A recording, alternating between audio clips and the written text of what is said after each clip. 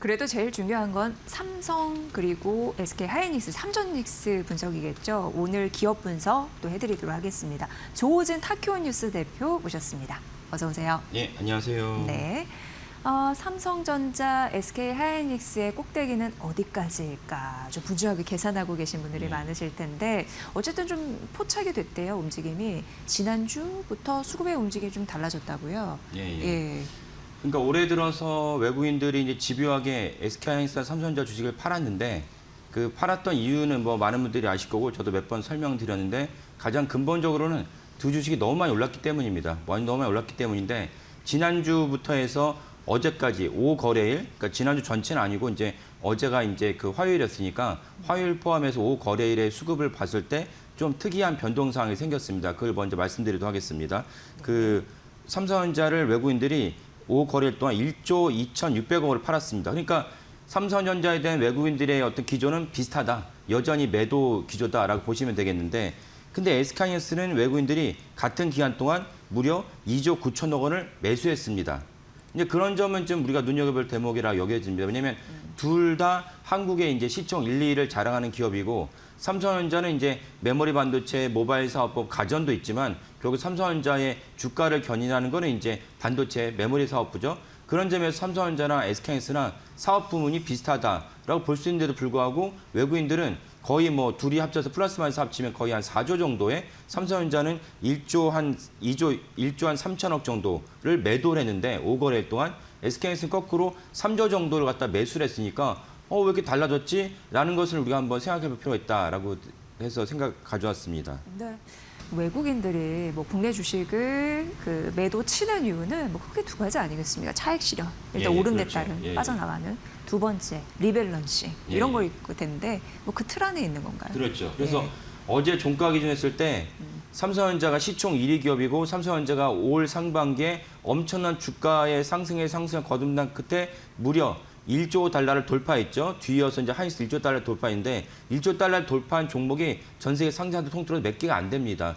그런 맥락에 봤을 때 이렇게 엄청난 큰 기업이 어제 종가 기준 했을 때 화면에 보이신 대로 삼성전자 YTD가 무려 166%고 SK하이닉스가 250%.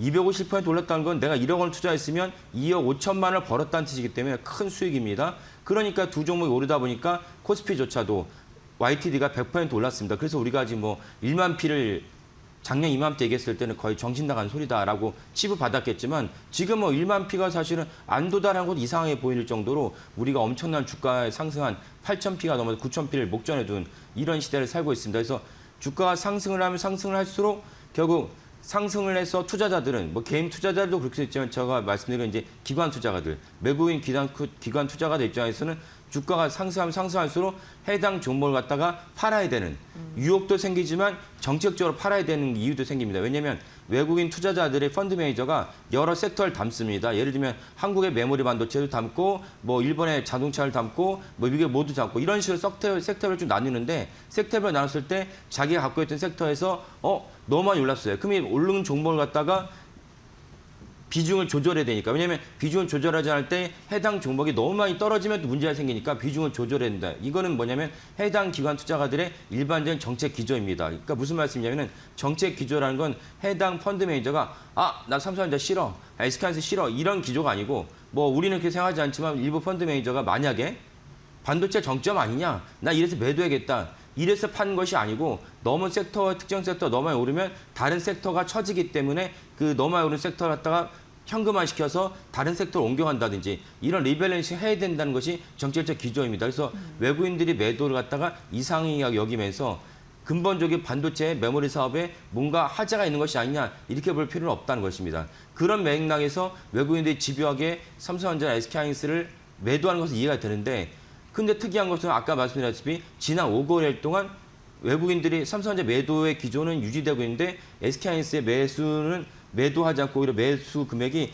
꽤 많아서 무려 2조 9천억을 매수했다는 것입니다. 그러니까 그러면 SK하이닉스가 삼성전자와 다른 뭔가 차별점이 있구나라는 생각이 들고 그 차별점을 좀 알아볼 필요가 있다라는 생각이 듭니다. 네, 사실 외국인 입장에서는 그동안 꽤 돈을 벌었습니다. 예. 그래서 뭐 엑시트해도 손해보는 것이 아니니까 그래서 뭐 삼성전자 팔았겠거니 이런 생각을 하게 됩니다. 그리고 리밸런싱 이런 조건에 의해서. 그런데 말씀해 주셨다시피 그 말씀하신 그 기간에 SK하이닉스는 거의 3조 가까이 매수한 예. 거잖아요. 그렇죠. 더 샀단 말인 거죠. 예. 이거는 왜 그런 거지? 그 만에 뭔가 추가 상승 동력이 느낌이 이제 와서 그런 걸 텐데 어떻게 보시는 예. 건가요? 예. 그러니까 SK하이닉스를 그 전부터 오랫동안 담아놓은 펀드 매니저도 팔았을 것입니다. 팔았는데도 불구하고 SK하이닉스가 현재 매수가 3조 가까이 오거래도 3조까지 잡혔다는 것은 무슨 뜻이냐?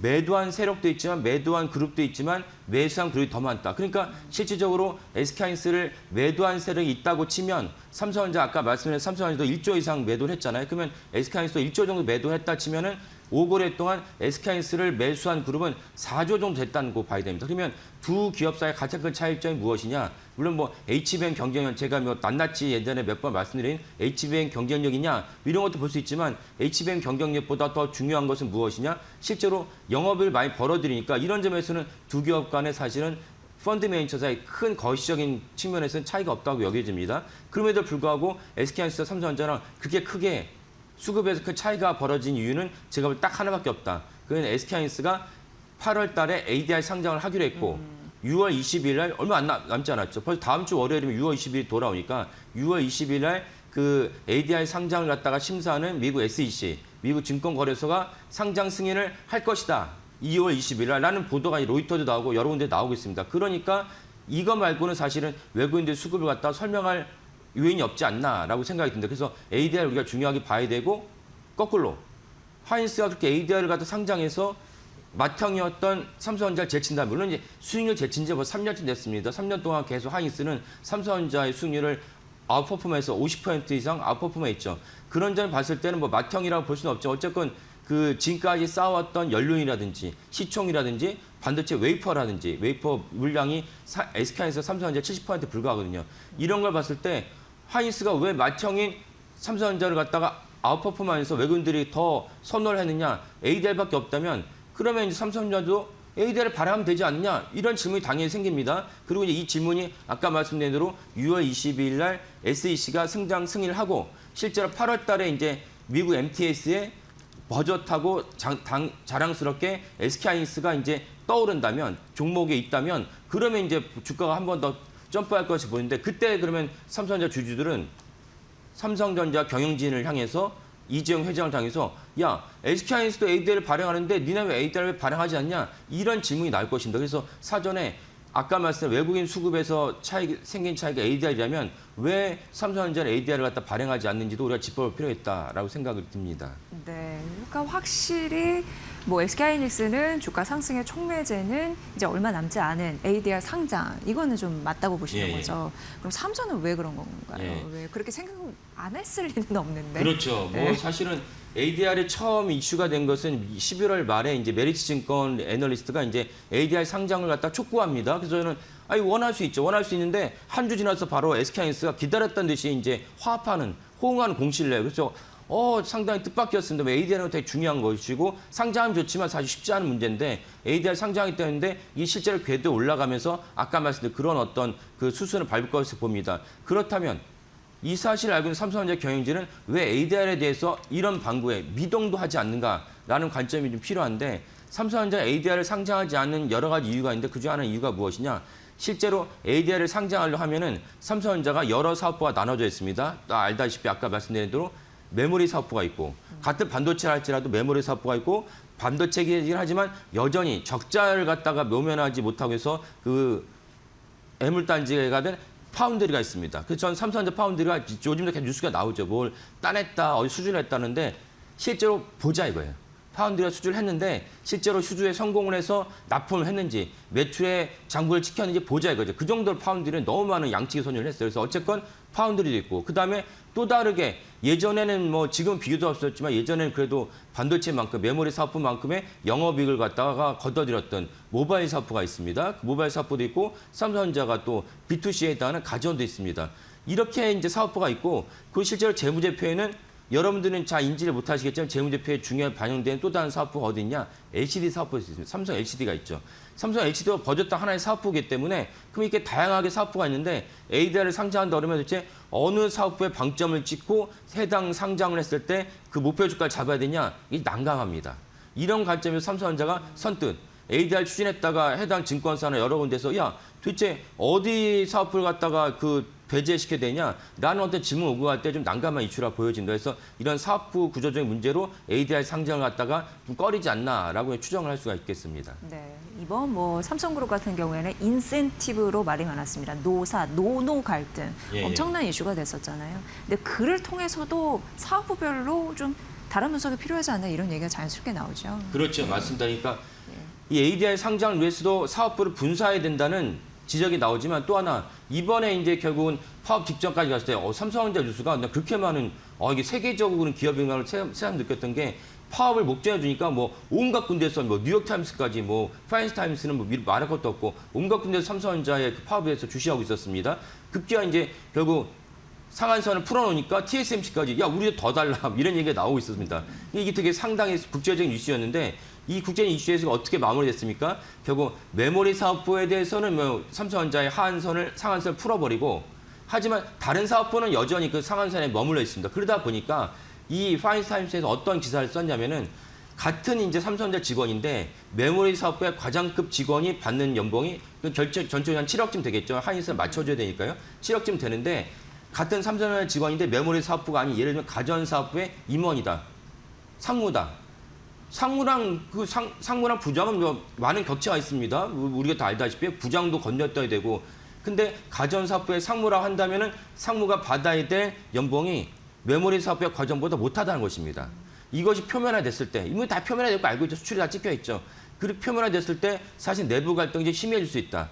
겉으로는 삼성전자라는 세계적인 기업이 그 돈 갖고 회사에서 일을 안 하겠다 이런 말은 안 하겠지만 하지만 사기가 져야 되는 것은 분명한 사실이고 그렇다면 차라리 이걸 갖다가 양성화시켜서 분산하는 게 훨씬 낫겠다라는 이제 지적이 나오는 것입니다. 그러니까 아까 말씀드린 대로 ADR 때문에 삼성전자가 주가가 잘 못 오른다면 그리고 ADR 때문에 하이닉스가 올라가서 세계적인 어떤 기업이 돼서 주가가 엄청나게 펌프업이 된다면 삼성전자 직원들도 야 우리도 ADR을 하자.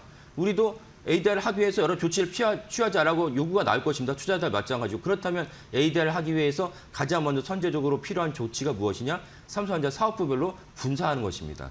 분사라면 반도체 사업부, 메모리 사업부, 그다음에 그 모바일 사업부 분산했을 때 투자자 입장에서는 해당 사업에 모두 다 주식을 가지게 되니까 거기에 대해 염려할 필요는 없습니다. 오히려 메모리 사업부만 따로 분산했을 때 오히려 지금보다 더 주가가 점프할 수 있기 때문에 오히려 좋다고 보여집니다. 다만 이것이 여러 가지 면에서 삼성전자 그 경영진 입장에서는 되게 고차방정식이기 때문에 이거를 풀려고 할 때 직접 시도할 것인가라고 의문점이 되는데 이런 것들을 우리가 한번 단초는 제기할 수 있다라고 말씀드리겠습니다. 네, 오늘 아침에 저희 마켓나우 2부에서 대신증권의 리포트를 소개를 해드렸거든요. 예. 그 내용을 잠시 말씀드리면 이제 올해 코스피 타깃을 11,500포인트까지 올린 거예요. 예. 근데 거기까지 가기 위해서는 사실 삼전, 닉스 두 종목이 열일해주고 상승해야지 그렇죠. 이게 가능한 예. 거잖아요. 예. 그러기 위해서 투자 전략 좀 반영해볼 이슈가 좀 있는 것 같습니다. 예. 예. 오늘 조호진 학교 뉴스와 대표와 함께 삼전 닉스에 대한 방향성 좀 점검해드렸고요. 여러분들 투자 전략에 잘 반영해 보시길 바랍니다. 대표님 잘 들었습니다. 예, 감사합니다.